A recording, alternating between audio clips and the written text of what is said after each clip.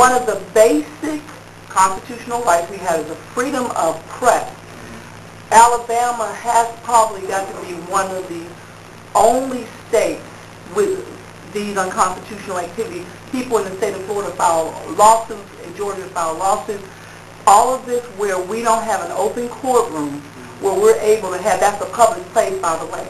It's not a private mafia thing, a mafia ring like you all are trying to establish here. That courtroom is a public place. My husband just read the Constitution. Right. Where in addition to that, the Alabama Constitution states that all courts are to be open and public. So we're dealing with First Amendment of the Constitution and also the Alabama Constitution that states that. So there's no reason why, based on law, and that's what we're asking people, just abide by the law. There's no reason why any judge, just because the judge gives an order, if it's an unlawful order, just like with an officer, it's not to be upheld. The First Amendment allows freedom of press. That's what freedom of press is. This is a public courtroom. Under no circumstances is Baldwin County going to ban cameras from that courtroom, especially dealing with the corruption that we've been dealing with the corrupt judges giving out illegal orders, the municipalities having criminal trial de novos in which they're forcing people into 2 criminal proceedings when the Constitution says that that's unlawful and illegal. All of this that's been happening, that's contrary to the Constitution, this is what Orlando and I are fighting. You've made up your mind that you're going to submit to Satan and you're not going to do what God has called you to do. Fine, burn in hell for eternity.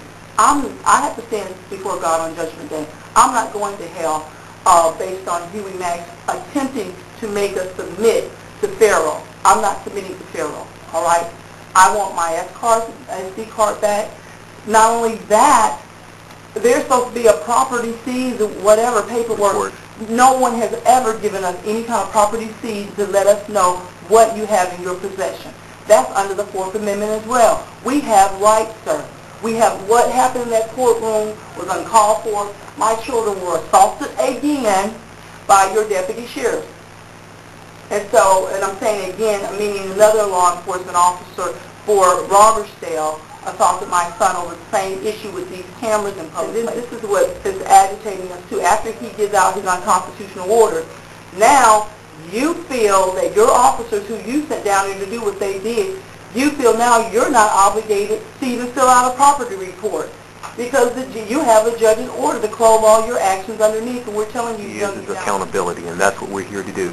You said that you're a man of God and you're a righteous man. We want to hold you to it by far. And the first priority, like every other officer, every judge, and every attorney, and every citizen that's a registered voter, they took an oath. They swore. You swore to uphold, protect, and defend the Constitution of the United States and the Alabama Constitution.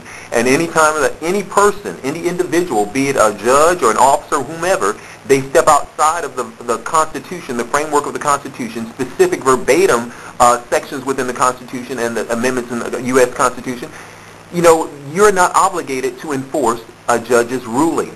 And it's going to ruffle some feathers, I know. It's going to cause you to have some serious issues with the cliques that are in this municipality, in this area. But you're going to have to stand before God one day. You're going to have to make a decision if you're going to go with what you know is right before God or if you're going to go with the flow, the status quo. And that's all we're here to do. And like my wife said, it's cost us a lot. But we're willing to give it all for Christ and to stand up for what we know is right. And it's going to have to cost you as well if you're going to name the name of Christ. And that's all we're asking, is that you uphold and defend and protect the Constitution. And anything that's outside of that, you are not obligated to enforce. And now let go of Pam and see if I'm there. See what Pam has got here. All right. First of all, Mr. Bethel, I know that if you've read the Constitution of Alabama, and obviously you have, no dispute that. And I respect your rights. I respect that you've got a right to protest. I respect the fact that you've got a right to raise issues and raise questions, and that is your right. Then you'll know that the sheriff, of which I am an officer of the court, and what that means is I have to follow the court's orders. Whether they're right or wrong, that's not my decision.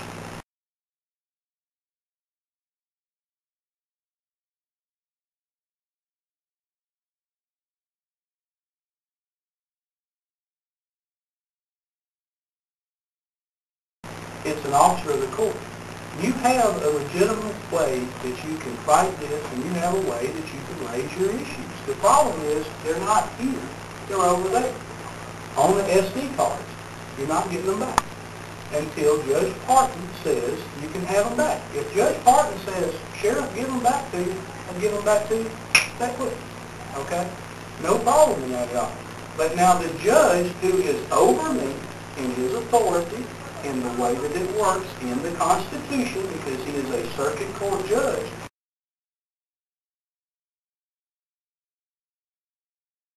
has issued me an order that says, Sheriff, take the cards and keep the cards.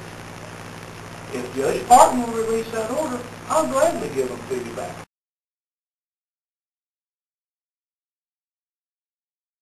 I'd give them to you back right now if I had the order. I'm going to finish now. I'll let y'all talk, and you're making your tape, which is going to be broadcast. Exactly.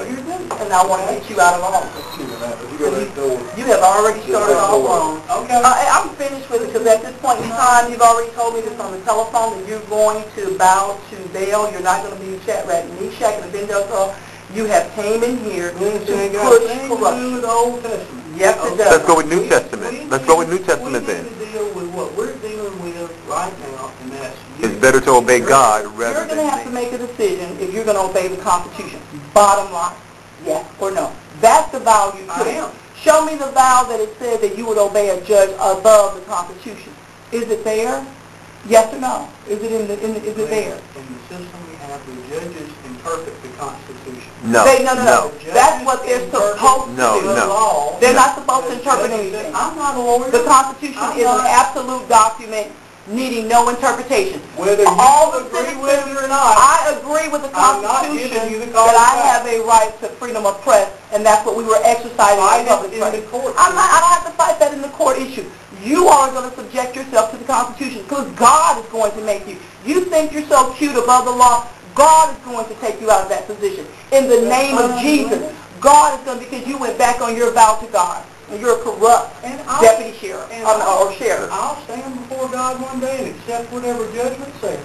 And I'm perfectly comfortable. And also, based on what you just said, Huey Mack, what you're saying in essence is this, that you're not willing, even though you may agree that it is unconstitutional for the judge to make the false order that he did, you're not willing to get involved in that fight. There's something that was quoted once.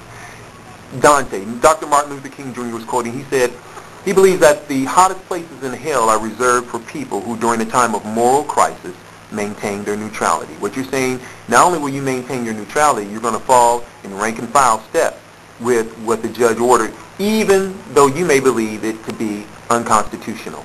And that's what we're saying God is going to hold you accountable for specifically. And that's fair. What I'm saying is this, and what I'm saying is that whether a judge's order or not is constitutional or valid is not up to me.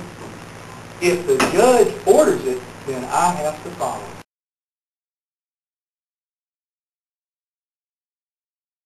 And you're lying. The judge is ordered If you're a liar, we follow judge's you're orders every day. a liar. Because this is what happened with the black people. When the government Okay. I'm not going to told blame government. the people, the government told the fire department to spray the black people. And they had been following his orders for years. They decided, No, it's a religious issue. It's a constitutional issue. not to follow an illegal and an unlawful order, and you're going to have to make a decision not to follow orders that are outside the Constitution. Right. You're not here to be prostituted by the judge to follow everything that comes from that judge's chamber. Whether you must have understood, you misunderstood your vows. You never made a vow to the judge. You made a vow to the Constitution.